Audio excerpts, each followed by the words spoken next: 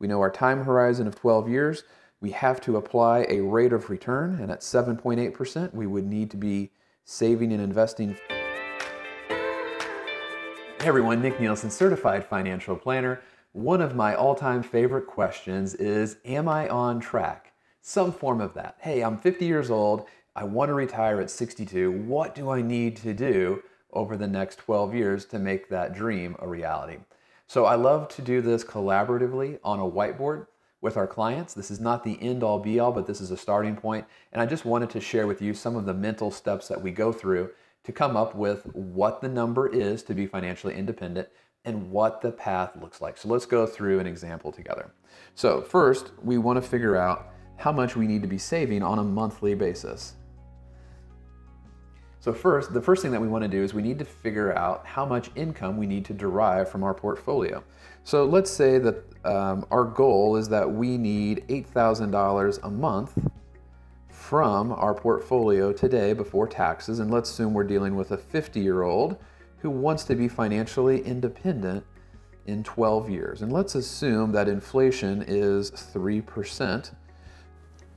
So we're trying to figure out what $8,000 worth of stuff is going to be in the future. All right, so $8,000 per month is the same thing as $96,000 per year from our portfolio. So this is just a quick time value of money calculation, $96,000 over 12 years at 3% inflation.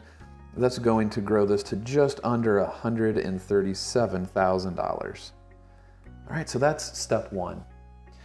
Step two is what I like to call our pot of gold theology, right? So we have this beautiful diversified portfolio invested in all the different things that we want to invest it in. How much money can, if we want to pull out this $137,000, how much does this pot of gold need to be to have a sustainable withdrawal? So we want to take out 4%, good rule of thumb for the first year, and then we want to make sure that we can increase this $137,000 every year through the remainder of one's lifetime, right? We want to create an endowing stream of increasing income throughout a 3-decade retirement. All right, so all we do here, $137,000 divided by 4%, this comes up with roughly $3.4 million. And that answers the question, what is my number?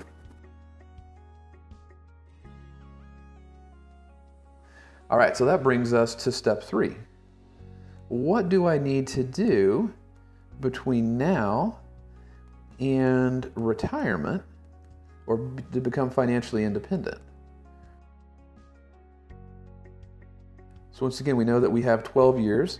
In this example, let's say that you have $1 million today, and we believe that that $1 million can grow at 7.8%. And the reason that we use 7.8% is that's just the historical worst case rolling 30-year return for the S&P 500. We have to use a number. I think this is as good as any number to use. All right, so what we need to be doing, what we need to be saving and investing on an annual basis works out to be $51,139. Once again, the goal of this process is not to get exact, it's to get close, right? So if we think about being in an airplane, we're just trying to get the plane at this point to the right city or the right airport. We're not necessarily trying to dial in specific on what runway we're going to be landing at and what time of day. So we're just trying to get close. We're trying to be less wrong. And this is a great time just to look at different rates of return and why asset allocation, how we diversify between stocks, bonds, and cash is so important. In this example here, let's consider the fact that someone might want to have less volatility in their portfolio and say that they plan for a 4% rate of return. Instead, we can quickly see how this drastically impacts the amount that we would need to save and invest. All right, so at a 7.8% rate of return, we need to save about $51,000 a year. At a 4% rate of return, that is where we need to save more than double, $121,000 a year. So the asset allocation and kind of the process of how we come to invest the money is super, super important. So, am I on track? Here's the process. Step one, figure out what you need from your portfolio on a monthly basis. Annualize that, factor in inflation in our time horizon of 12 years. This gets us to $137,000. Step two is, what is a sustainable withdrawal rate, right? We believe 4% is a great starting point. We found out in step one that we needed $137,000 a year, and our goal is to create an increasing stream of income throughout retirement.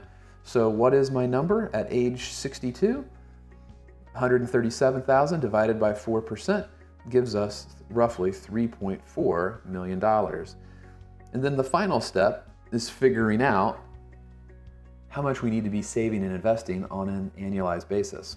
All right, so we know that we need $3.4 million.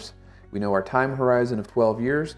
We have to apply a rate of return, and at 7.8%, we would need to be saving and investing $51,000 per year.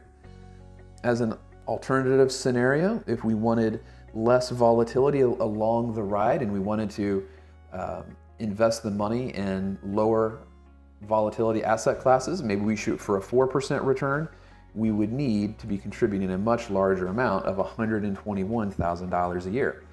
So that is the framework for Am I on Track? I hope you found this helpful.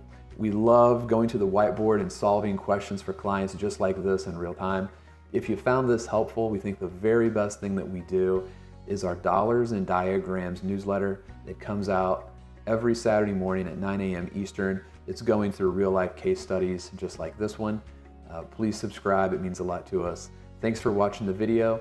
Have a great day.